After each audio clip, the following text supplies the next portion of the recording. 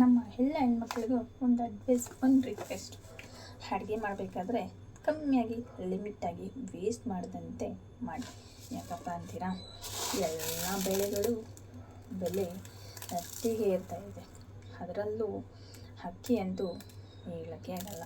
ಅನ್ನ ಮಾಡೋದು 2 ನಿಮಿಷ, ಕುಕ್ಕರ್ಗಿಟ್ರೆ 5 ನಿಮಿಷದಲ್ಲಿ ವಿಸಿಲ್ ಬರುತ್ತೆ.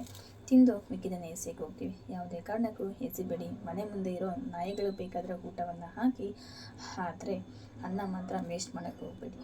ಯಾಕಪ್ಪ ಅಂತೀರಾ, ಈ ಭತ್ತವನ್ನು ಇದು ಅಕ್ಕಿ ಆಮೇಲೆ ಭತ್ತ ಅಂತಿದ್ದೀರಾ ಅಂತ ಹೇಳ್ಬಿಟ್ಟು ಕಾಮೆಂಟ್ ಮಾಡಬೇಡಿ. ಭತ್ತ ಬೆಳಿಬೇಕು ಒಬ್ಬ ರೈತ ಅಂತಂದರೆ ಮಿನಿಮಮ್ 4 to 6 ಮಂತ್ ಬೇಕು ಅಲ್ವಾ.